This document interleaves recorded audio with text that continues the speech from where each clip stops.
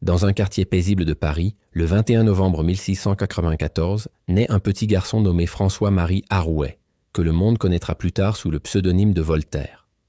Dès son plus jeune âge, ce garçon montra une intelligence vive et un goût pour les lettres. Après la mort de sa mère, il entra au collège Louis le Grand, dirigé par les jésuites.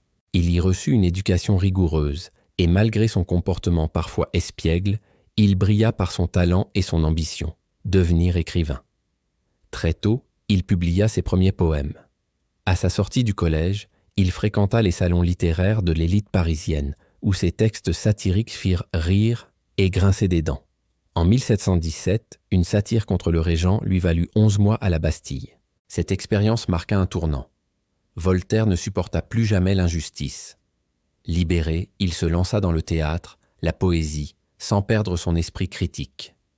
En 1726, un conflit avec un noble le conduisit à un nouvel emprisonnement. Pour recouvrer sa liberté, il fut contraint à l'exil en Angleterre. Là, il découvrit un système différent, un état de droit, la liberté de penser et le respect pour les savants comme Newton. Cette découverte allait transformer Voltaire en philosophe. De retour en France en 1728, il fit fortune grâce à ses affaires et se consacra à l'écriture. En 1734, ses lettres philosophiques, inspirées de son séjour anglais, furent interdites. Il s'exila de nouveau, trouvant refuge au château de Cirey, où il vécut avec Émilie du Châtelet, femme brillante qui l'inspira profondément. Sa carrière littéraire s'épanouit, pièces de théâtre, essais, contes philosophiques. En 1759, il publia son chef-d'œuvre Candide, une critique déguisée de la monarchie et de l'intolérance religieuse. Voltaire devint un ardent défenseur des victimes d'injustice, comme Jean Calas, et plaida pour la tolérance dans son fameux Traité sur la tolérance.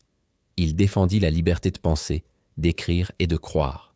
Il mourut le 30 mai 1778 à l'âge de 83 ans. Après la Révolution française, ses cendres furent transférées au Panthéon, symbole de son héritage immortel.